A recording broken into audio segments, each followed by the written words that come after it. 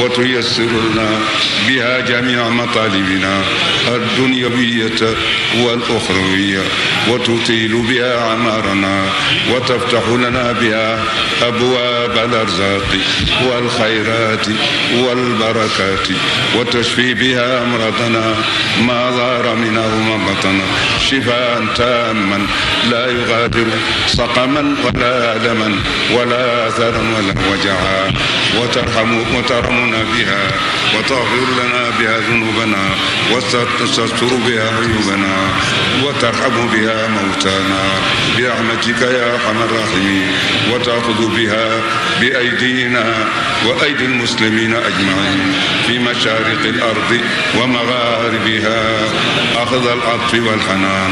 اللهم إنا نستغفرك لما تبنا إليك منه ثم ردنا فيه، ونستغفرك لما وعدناك من أنفسنا ثم أخلفناك فيه، ونستغفرك لما أردنا به وجهك فخالطنا فيها ما ليس لك، ونستغفرك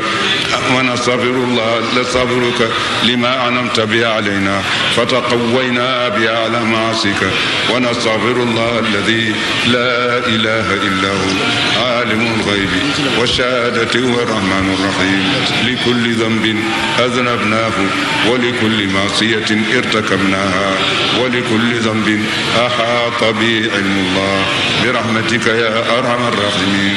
اللهم مغفرتك أوسع من ذنوبنا ورحمتك أرجى عندنا من أعمالنا، فاغفر لنا ذنوبنا وتب علينا إنك أنت التواب الرحيم. ربنا اغفر لنا ذنوبنا ولإخواننا الذين سبقونا بالإيمان، ولا تجعل في قلوبنا غلا للذين آمنوا ربنا إنك رؤوف رحيم. ربنا إننا ظلمنا أنفسنا وإن لم تغفر لنا وترحمنا لنكونن من الخاسرين. اللهم اجعلنا من الفائزين المفلحين لا من الخائبين الخاسرين. ربنا اغفر لنا، ربنا لا تؤاخذنا إن نسينا وأخطأنا، ربنا ولا تحمل علينا إصرا كما حملته على الذين من قبلنا، ربنا ولا تحملنا ما لا طاقة لنا به، واعف عنا واغفر لنا وارحمنا أنت مولانا فانصرنا على القوم الكافرين. ربنا لا تزغ قلوبنا بعد إذ هديتنا وهب لنا من لدنك رحمة إنك أنت الوهاب. ربنا أرنا الذين أضلانا من الجن والإنس نجعلهما تحت أقدامنا ليكن من السليم.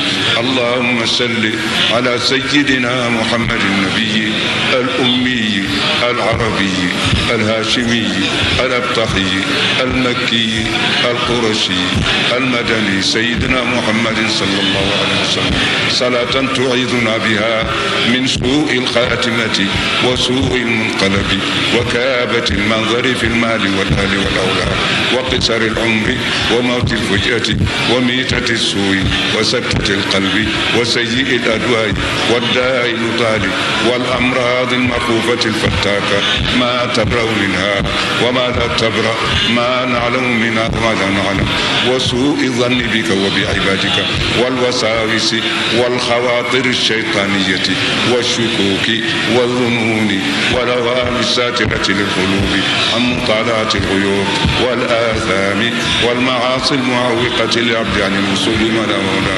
والمرض والموت في السفر والكوارث الجوية والبرية والبحرية. اللهم إنا نسألك العفو والعافية ومصاحبة ألطافك الخفية في جميع تقلباتنا في السر والعلانية بمهد فضلك وجودك وكرمك يا أرحم الراحمين.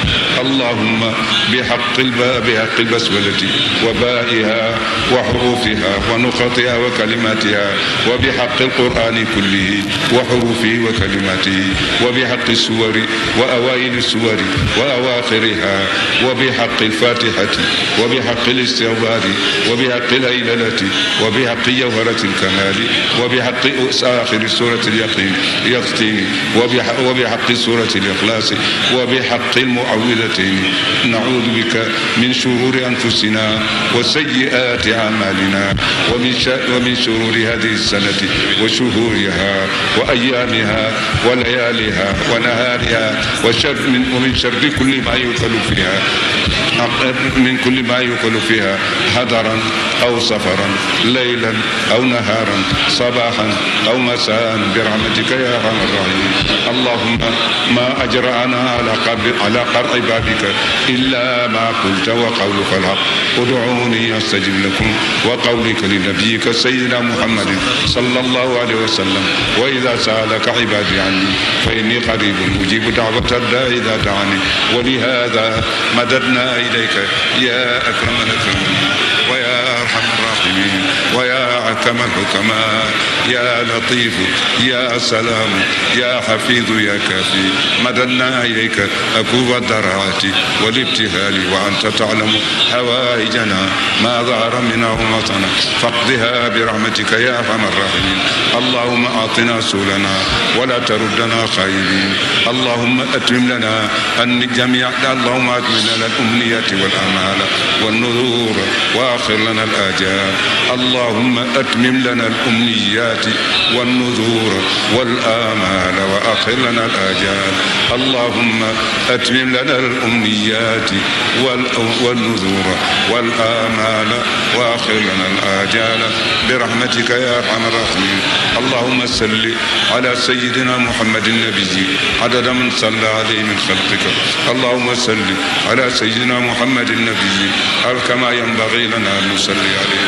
اللهم صل على سيدنا محمد النبي كما أمرتنا أن نصلي عليه صلاة تفتح لنا بها أبواب الرضا والخير والتيسير والتوفيق والقبول والسعادة والنجاح والفلاح وتغلق بها عنا باب الشر والمضرة والهلاك والخسارة والندامة والضيق والفقر والتحسين وتكون لنا بها ولي ونصيرا. أنت ولينا ومولانا فنعم المولى ونعم النصير. اللهم هذا الدعاء ومنك الإجابة وهذا الجود منا وعليك التوكل ولا حول ولا قوة إلا بك يا علي العظيم. اللهم أسبل علينا سحائب الرحمة والعفو والغفران والرضوان. اللهم بارك لنا في الخريف واجعله خريفا مباركا شاملا للبلاد والزروع والضروع برحمتك يا أرحم الراحمين. اللهم لا تجعل هذا الاجتماع في بيتك الكريم هذا آخر اجتماع برحمتك يا أرحم الراحمين يا رب العالمين. سبحان ربك رب العزة عما يصفون وسلام على المرسلين والحمد لله.